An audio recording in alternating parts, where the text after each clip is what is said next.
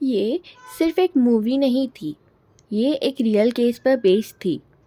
और इस केस को इन्वेस्टिगेट किया था दुनिया के सबसे कंट्रोवर्शियल पैरानॉर्मल इन्वेस्टिगेटर्स ने, एड वॉरेन और लॉरेन वॉरेन।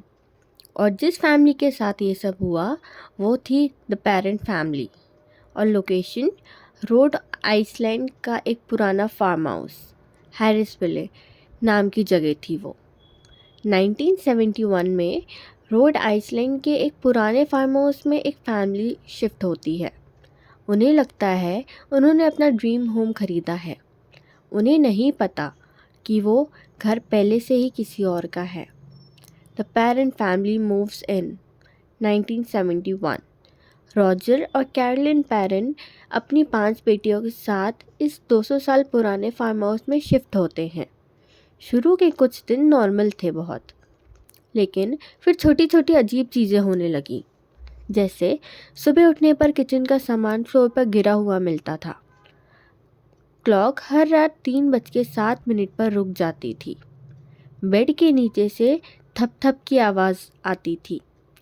कैरिन को लगता था शायद पुराना घर है इसलिए ये सब चीज़ें नॉर्मल हो सकती हैं।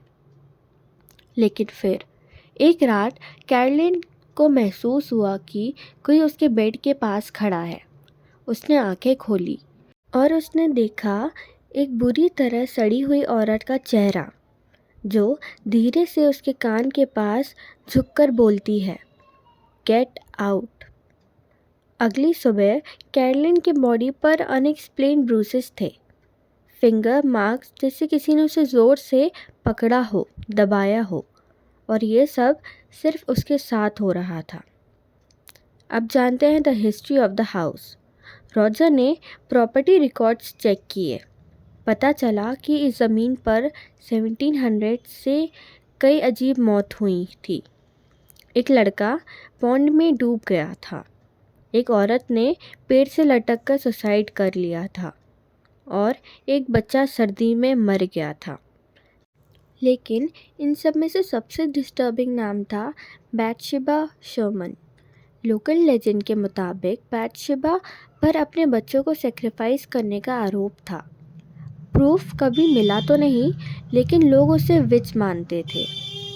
कहते हैं उसने अपने आप को पेड़ से लटकाकर कर्ज दिया था, जो भी मेरी ज़मीन लेगा मैं उसे बर्बाद कर दूंगी। और पेरेंट फैमिली का घर उसी ज़मीन पर था। धीरे धीरे चीज़ें और बेकार होने लगी। अब अटैक सिर्फ कैरोलिन तक लिमिटेड नहीं रहे। बच्चियां रात में किसी औरत को देखने लगीं, जो वार्डरोब के पास खड़ी रहती थी। एक बेटी को लगा कोई उसका हाथ पकड़ रहा है। दीवारों के अंदर से स्क्रैचिंग की आवाज़ आती थी। और सबसे डरावनी बात, बेसमेंट। घर का बेसमेंट हमेशा लॉक्ड रहता था। जब पहली बार रॉजर ने खोला तो एक ठंडी सी हवा का झटका आया और एक अजीब सी बदबू भी। कैरोलिन को बेसमेंट में ले जाने की कोशिश जैसे कोई अनसीन फोर्स कर रहा हो। फिर जब सिचुएशन कंट्रोल से बाहर हो गई, तब कैरोलिन ने कांटेक्ट किया एड वॉरेन और लॉरेन वॉरेन को। लॉरेन ने घर में एंटर करते ही कहा, यहाँ सिर्फ एक स्पिरिट नहीं है, यहाँ बहुत है। उसने स्पेसिफिकली एक पावरफुल डार्क एंटिटी फील की जो कैरोलिन को टारगेट कर रही थी। लॉरेन ने क्लेम किया कि वो एंटिटी बैथशेबा थी। वॉरेन्स ने डिसाइड किया कि वो एक सियांस करेंगे। इसका मतलब कि वो साथ मिलकर आत्माओं से बात करेंगे। डाइनिंग टेबल के पास सब बैठ गए। लाइट्स डिम हो गई। कैरोलिन को चेयर पर बिठाया गया। जैसे ही रिचुअल शुरू हुआ, रूम का टेम्परेचर गिर गया। चेयर ज़ोर से हिलने लगी। कैरोलिन का बॉडी अनकंट्रोलेबली शेक होने लगी। उसकी आवाज़ बदल गई। वो एक अननोन लैंग्वेज में बोलने लगी। उसकी चेयर हवा में उठी और ज़मीन पर ज़ोर से पटक दी गई। रॉजर ने ये देखकर वॉरेन्स को घर से बाहर निकाल दिया। उसको लगा ये सब उन्होंने और ख़राब कर दिया है, चीज़ें और बिगाड़ दी गई हैं।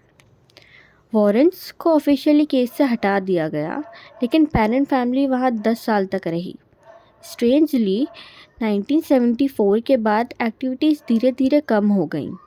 कोई ऑफिशियल एक्सॉर्सिज्म नहीं हुआ, कोई प्रूफ तो नहीं मिला, लेकिन पेरेंट फैमिली की सबसे बड़ी बेटी एंड्रिया ने बाद में बुक लिखी थी, ये क्लेम करते हुए कि ये जो भी था सब रियल था।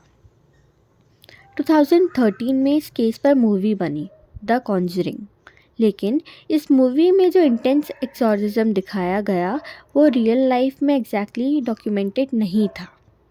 हॉलीवुड ने हॉरर बढ़ाने के लिए ड्रामेटाइजेशन की, जो कि नॉर्मल चीज़ है। तो क्या सच में बैथशेबा थी, या सिर्फ मास हिस्टीरिया था, या फिर लोगों की इमेजिनेशन, या एक फेमस होने का तरीका? एक बात तो क्लियर है, एड और लॉरेन ने इस केस को अपने मोस्ट डिस्टर्बिंग केसेस में काउंट किया था, और जब भी उनसे पूछा गया तो लॉरेन सिर्फ इतना ही कहती थी, some houses don't forget and some spirits don't forgive. और आज भी रोड आइसलैंड का वो फेमस फार्म हाउस वहीं पर खड़ा है, और कुछ लोग कहते हैं रात के 3:07 पर वहाँ अभी भी फुटस्टेप्स सुनाई देते हैं।